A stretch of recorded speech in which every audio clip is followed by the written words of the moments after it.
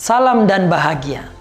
Halo Ibu dan Bapak Guru, jumpa lagi di modul pembelajaran paradigma baru. Sekarang kita sampai di materi terakhir di topik ini, yaitu struktur pembelajaran dalam kurikulum prototipe.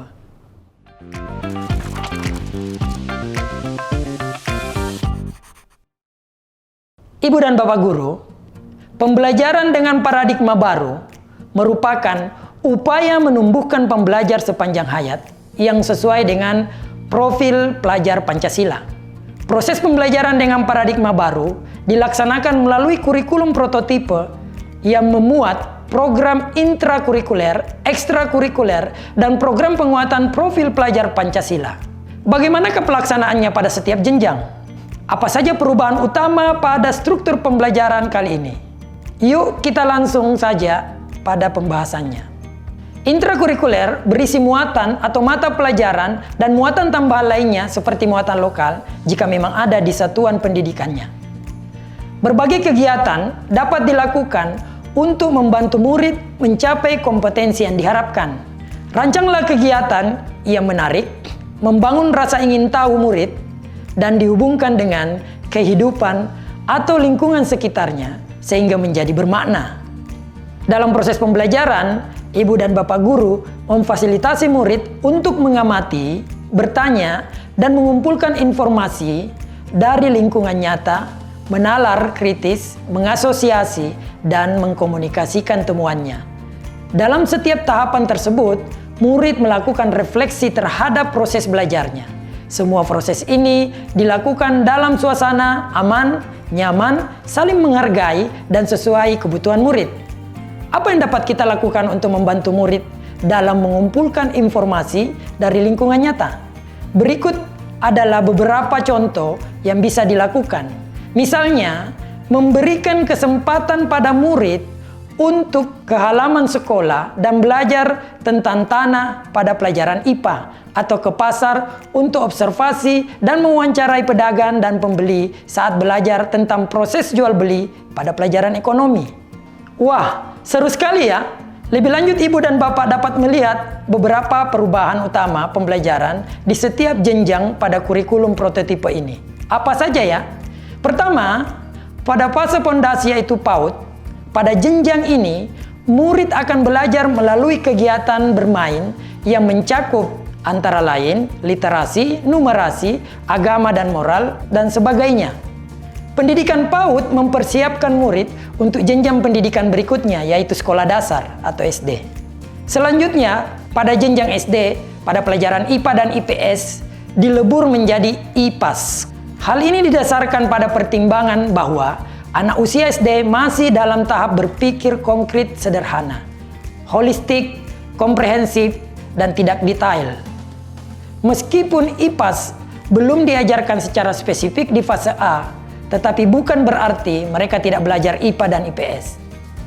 Muatan pelajaran IPAS terintegrasi pada mata pelajaran lain. Pada jenjang SMP, mata pelajaran informatika menjadi mata pelajaran wajib.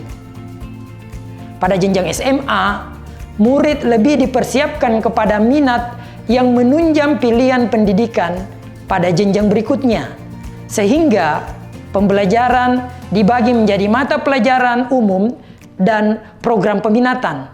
Program peminatan dimulai di kelas 11. Pada program peminatan di SMA, murid diperbolehkan mengambil beberapa mata pelajaran pilihan sesuai minat, bakat, dan aspirasinya. Meskipun pelajaran itu lintas jurusan.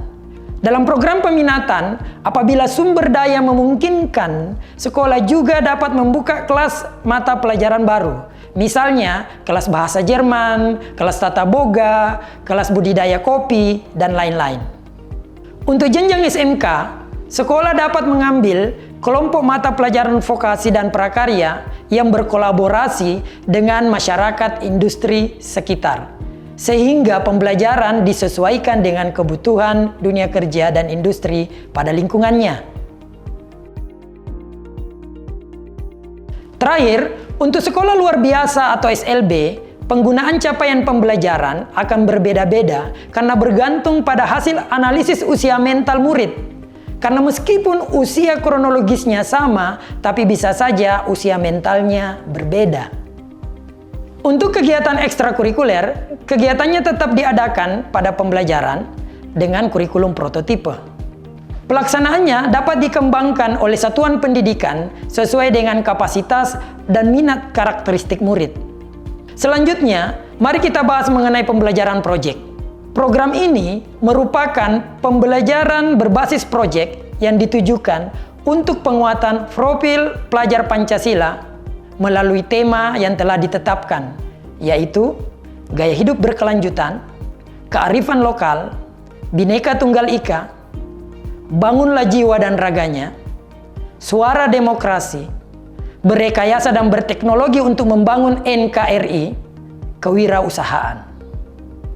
Dalam pelaksanaannya, kegiatan ini mempunyai alokasi waktu sendiri dan tidak terikat dengan mata pelajaran apapun. Asesmen yang dilakukan pun berfokus pada keenam dimensi profil pelajar Pancasila. Proyek penguatan profil pelajar Pancasila memberikan pembelajaran yang kontekstual, mengasah kemampuan berpikir dan pemecahan masalah kepada murid.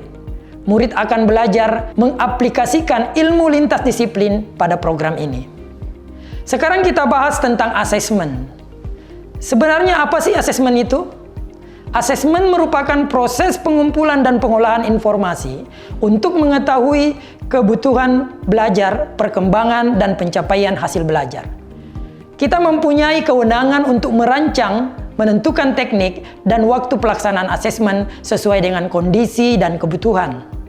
Dalam hal ini, asesmen berperan memberikan informasi sebagai umpan balik bagi guru, murid, dan orang tua agar dapat memandu mereka dalam menentukan strategi pembelajaran selanjutnya. Hasil asesmen juga menjadi bahan refleksi untuk meningkatkan mutu pembelajaran. Dengan demikian, asesmen yang dilakukan di kelas bukan hanya memberikan data perkembangan belajar murid, tetapi juga upaya untuk terus meningkatkan kualitas pembelajaran. Ini akan dipelajari lebih lanjut pada topik asesmen. Ibu dan Bapak Guru, pada pelaksanaan kurikulum prototipe, satuan pendidikan juga memiliki kebebasan untuk menentukan alokasi waktu pembelajaran. Ada 3 alternatif model pembelajaran yang dapat diadaptasi, yaitu model reguler, blok, dan model kolaborasi. Model reguler adalah model pembelajaran yang paling umum digunakan. Setiap pembelajaran dilakukan terpisah antara satu mapel dengan mapel lainnya. Pada model blok, waktu pelajaran dikelola dalam bentuk blok-blok waktu.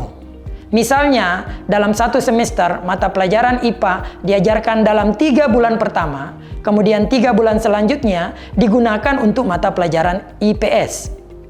Pada model kolaborasi, guru berkolaborasi sedemikian rupa untuk merencanakan, melaksanakan, dan melakukan asesmen untuk suatu pembelajaran yang terpadu. Misalnya, kolaborasi antara bahasa Indonesia dan seni musik. Murid membuat lirik puisi dan membuat lagu dari lirik tersebut.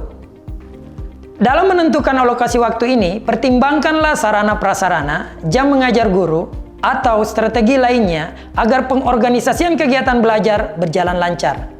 Ibu dan Bapak Guru, selain keleluasaan dalam menentukan alokasi waktu, kita juga mempunyai keleluasaan untuk memilih dan memberikan perangkat ajar kepada murid, selama masih ada dalam prinsip pembelajaran dengan paradigma baru. Jadi, perangkat ajar bukan saja melalui buku teks, tetapi bisa menggunakan media lain, seperti modul ajar, modul proyek, buku non-teks, video, media cetak, atau media digital. Ibu dan Bapak Guru, sampai di sini materi struktur pembelajaran dalam kurikulum prototipe. Ibu dan Bapak diharapkan untuk selalu ingat bahwa struktur ini didesain dengan prinsip pendidikan yang berpusat pada murid. Sehingga dalam pelaksanaannya harap diperhatikan bahwa masing-masing satuan pendidikan dapat menyesuaikan kurikulum sesuai dengan konteksnya.